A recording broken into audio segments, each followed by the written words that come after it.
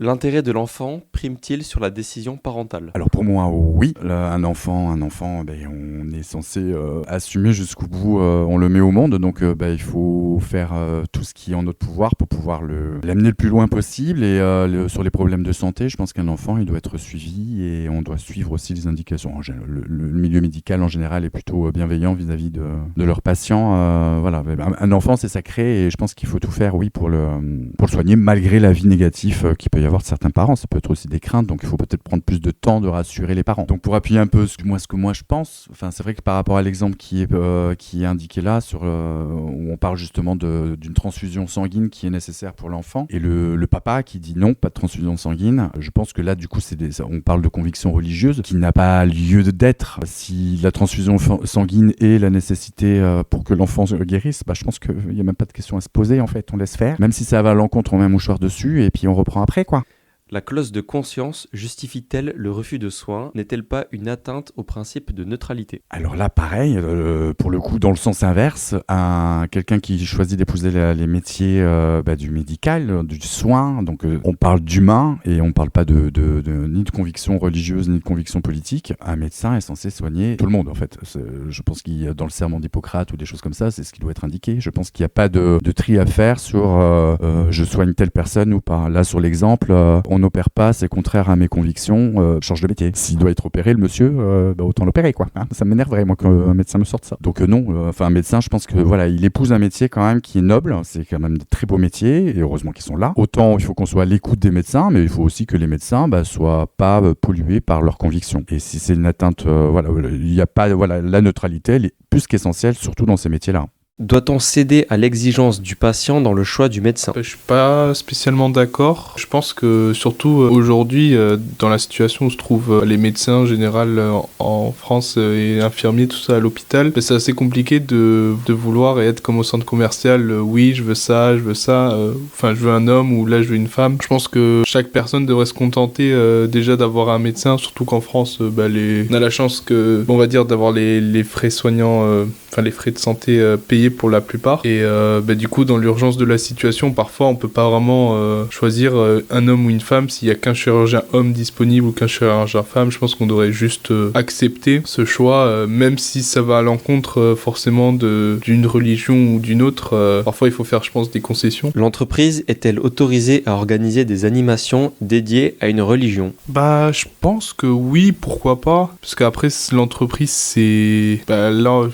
si on parle d'une entreprise privée, on est dans le cadre privé, donc c'est un peu à elle et ses valeurs qui choisissent. Donc j'imagine celui qui se charge de l'événementiel, tant que c'est en rapport avec, tant que le boss accepte, on va dire. Après, je pense que dans un centre commercial, ça peut être accepté. Dans le sens, si c'est un centre commercial privé, je pense que oui, on peut organiser par exemple une crèche avec un sapin pour Noël. Je vois pas le souci. Je pense que ça convient à tout le monde. Et en plus, même si il y a des personnes, on va dire, qui sont pas forcément, qui séparent Noël, c'est toujours un peu, on va dire, quelque chose de festif et de joyeux d'avoir un sapin avec un Père Noël dans un centre commercial, avec des petites décorations par-ci par-là. Et c'est toujours agréable pour les enfants de voir ça que d'avoir rien en plein milieu au moment de Noël. Lors de l'entretien, l'employeur peut-il écarter un candidat en raison de ses convictions religieuses? Alors pour moi, ça tient que à mon avis, mais je pense que non, il ne vaut mieux pas écarter un candidat en raison de ses convictions religieuses, parce que lors d'un entretien, on va surtout juger le CV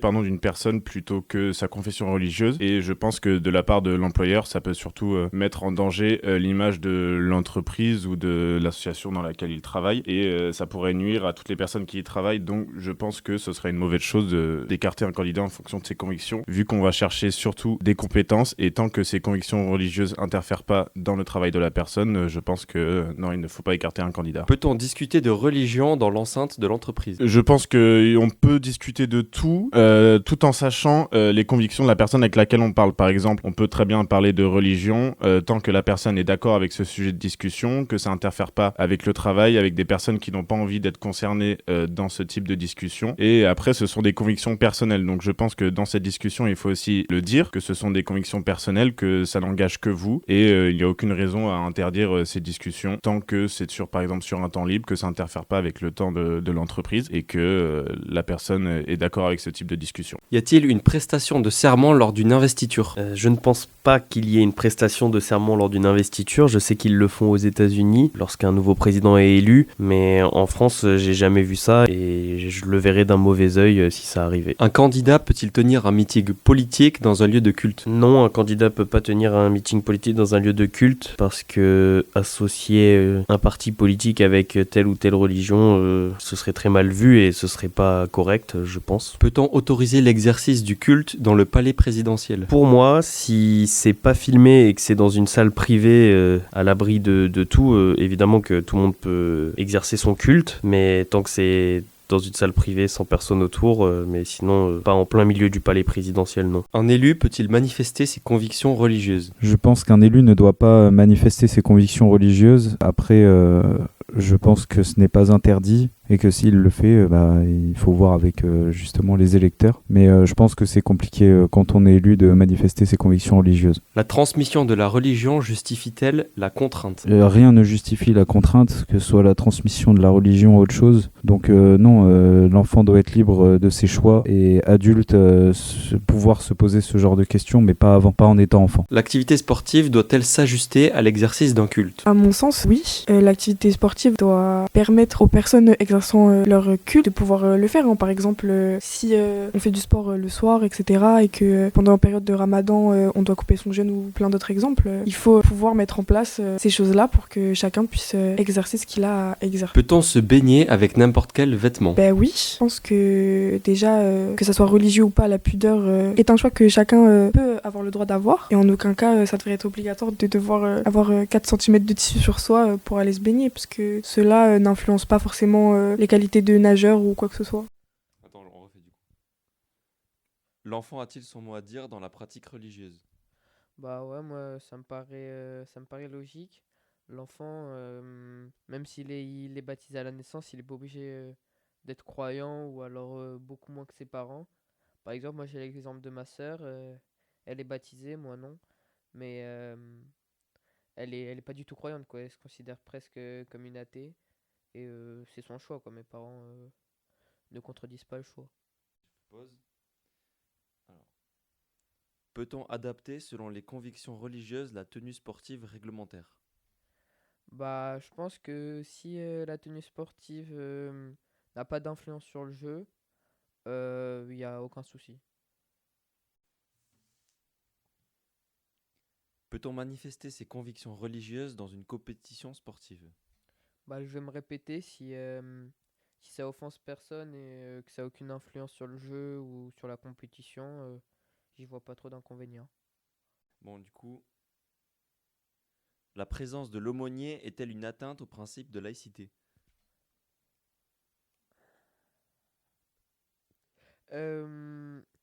Bah, attends, je réfléchis. Il y avait un truc bien. Bah, je pense que ce qui se passe dans la chambre d'hôtel, tant que ça d'hôtel. Je pense que c'est ce qui se passe dans la chambre d'hôpital. Ça me saoule. Mais dis ton avis, c'est une réponse, c'est bien. Je pense que ce qui se passe dans la chambre d'hôpital, j'arrive pas à développer. Est-ce que pour toi c'est du privé ? Dis-le avec tes mots, je cherche pas les mots compliqués. D'après moi, ce qui se passe dans une chambre d'hôpital, surtout si la personne... Ouais, non, refait. Tu Ouais, voilà. vraiment avec tes mots. Bah, je pense qu'à partir du moment où la personne est mourante et que ça reste dans la chambre d'hôpital et que on n'en fait pas, on n'en fait pas ressortir trop de choses, il n'y a pas trop de soucis. Pour qu'on sache. Donc, Jory, la présence de l'aumônier est-elle une atteinte au principe de laïcité ? Alors là, je sais pas là. Bon, en fait, ça dépend parce que si la personne elle est sur le point de décéder, par exemple, ben, je trouve ça logique qu'elle puisse enfin, je sais pas comment expliquer, bénéficier ben, d'un aumônier, enfin, si c'est sa pratique religieuse, alors par exemple. Ensuite,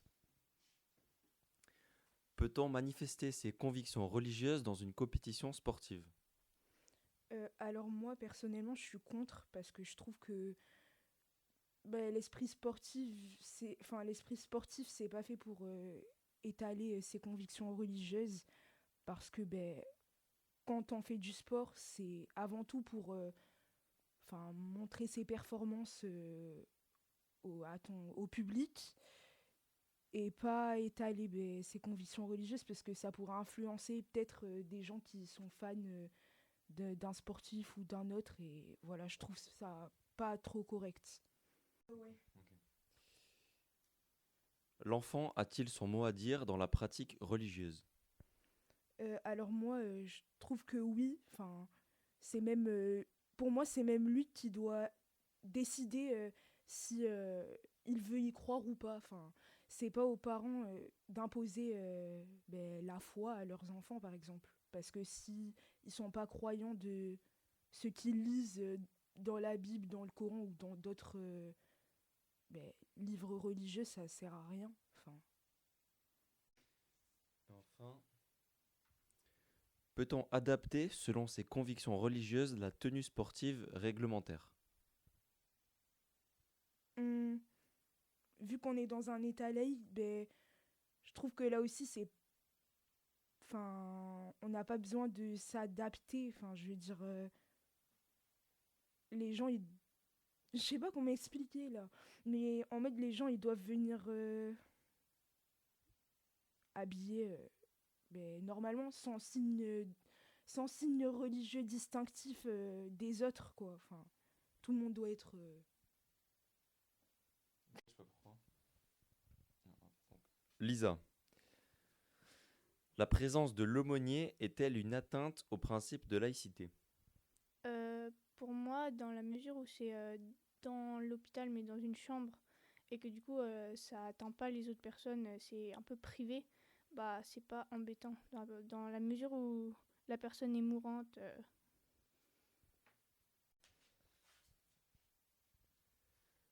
L'enfant a-t-il son mot à dire dans la pratique religieuse? oui, parce que c'est chacun pense ce qu'il veut en gros. Enfin, c'est pas les parents qui doivent dire ce que lui doit penser et en qui il doit croire, parce qu'après ça va le suivre toute sa vie. Donc si c'est les parents qui décident, ça marche pas. Enfin, Peut-on adapter, selon ses convictions religieuses, la tenue sportive réglementaire? je pense que oui, parce que bah il y a certaines personnes qui pensent qu'elles doivent, par exemple, il y a certaines personnes qui pensent qu'elles doivent mettre un voile et tant que ça les embête pas, bah elles peuvent quoi.